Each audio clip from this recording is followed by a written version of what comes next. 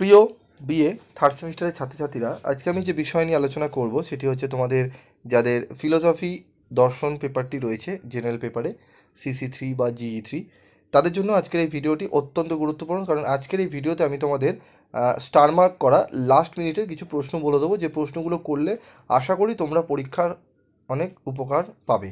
ঠিক আছে, প্রশ্নপত্রগুলো যখন তুমি হাতে পাবে তখন অনেকটাই তোমরা উপকৃত হবে। তো প্রশ্নগুলো একটু ভালো করে দেখে নাও। তো প্রথমে বলি, 1 নম্বরে 10টি MCQ, 5 নম্বরে 5টি প্রশ্ন এবং 15 নম্বরে 2টি প্রশ্ন তোমাদের করতে হবে। 65 নম্বরে তোমাদের পরীক্ষা হবে। তো ইম্পর্টেন্ট 5 মার্কস কোশ্চেনগুলো আগে আমি বলবো, এক এক করে শুনে নাও, এই প্রশ্নগুলো একটু ভালো করে নিতে পারো। তো বাক্য ও বচনের মধ্যে পার্থক্য উদাহরণসহ আলোচনা করো। যুক্তি ও যুক্তির আকারের মধ্যে পার্থক্য নির্ণয় করো। অনুমান ও যুক্তির মধ্যে পার্থক্য নির্ণয় করো। বিভিন্ন প্রকার নিরপেক্ষ বচনগুলি উদাহরণ সহযোগে উল্লেখ করো। অসম বিরোধিতা সম্বন্ধ কাকে বলে, উদাহরণসহ অসম বিরোধিতা সম্বন্ধ এবং বিপরীত সম্বন্ধের মধ্যে পার্থক্য লেখো। এ বচনের সরল আবর্তন কেন সম্ভব নয় ব্যাখ্যা করো। বিবর্তনের নিয়মগুলি উদাহরণসহ বিশ্লেষণ করো। বস্তুগত বিবর্তনকে কি প্রকৃত বিবর্তন বলা হয়? মিলের পরিশেষ পদ্ধতি কাকে বলে দৃষ্টান্ত সহ ব্যাখ্যা করো। মিলের অন্যই ব্যতিরেকি পদ্ধতি ব্যাখ্যা করো। উদাহরণসহ ব্যাপ্যতার নিয়মগুলি ব্যাখ্যা করো। যেগুলো স্টার মার্ক রয়েছে সেগুলোই তোমরা ভালো করে আগে পড়ো। নিরপেক্ষ বচনের চতুর্বর্গ পরিকল্পনা কি? ঠিক আছে, বাকি প্রশ্নগুলো রয়েছে, তার মধ্যে 15 নম্বর প্রশ্নটা পড়বে, পরিপূরক শ্রেণী কাকে বলে, পরিপূরক শ্রেণীটি কীভাবে কী হবে তা নির্দেশ করো। শূন্যগর্ভ, এই প্রশ্নটিও পড়ে নিও, শূন্যগর্ভ শ্রেণী কাকে বলে। অনপেক্ষ বচনের বুলীয় ব্যাখ্যায় এর গুরুত্ব কী?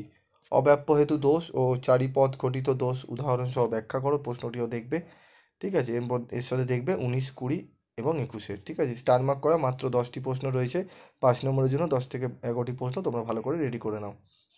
ঠিক আছে, এই প্রশ্নগুলো তোমরা একটু ভালো করে পড়তে থাকো। ঠিক আছে, তো আমি চলে আসবো 10 নম্বরের প্রশ্ন। তার আগে বলে দিই, 21 নম্বরের প্রশ্নটি কিন্তু অত্যন্ত গুরুত্বপূর্ণ। মিলের সহ পরিবর্তন পদ্ধতি একটি মূর্ত দৃষ্টান্তের সাহায্যে ব্যাখ্যা করো। ঠিক আছে, এই প্রশ্নটি ভালো করে পড়বে। 20 নম্বর প্রশ্নটিও তোমাদের কিন্তু ইম্পর্টেন্ট রয়েছে। চলে আসবো আমরা 15 নম্বরের প্রশ্নে। তো 15 নম্বরের প্রশ্নের মধ্যে প্রথম দেখে নাও, বচনের বিরোধিতা কাকে বলে? গতানুগতিক যুক্তিবিজ্ঞান অনুসারে বিভিন্ন প্রকার বচনের বিরোধিতাগুলি ব্যাখ্যা করো। বচনের বিরোধিতার গতানুগতিক মত এবং নবাগত মতের পার্থক্য কী আলোচনা করো। মিলের সহপরিবর্তন পদ্ধতি উদাহরণসহ আলোচনা করো। নিরপেক্ষ ন্যায় কাকে বলে, এর মূর্তি ও সংস্থান কাকে বলে উদাহরণসহ লেখো। উদাহরণসহ আবর্তনের নিয়মগুলি ব্যাখ্যা করো।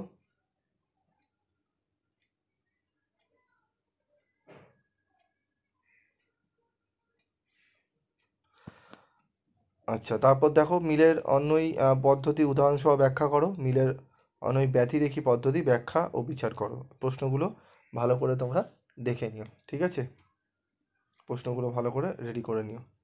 আজকের মতো এটুকুই, দেখা হচ্ছে তোমাদের পরবর্তী ভিডিওতে। তোমাদের এই প্রশ্নগুলো ভালো করে তোমরা লাস্ট মিনিটের জন্য রেডি করে নাও।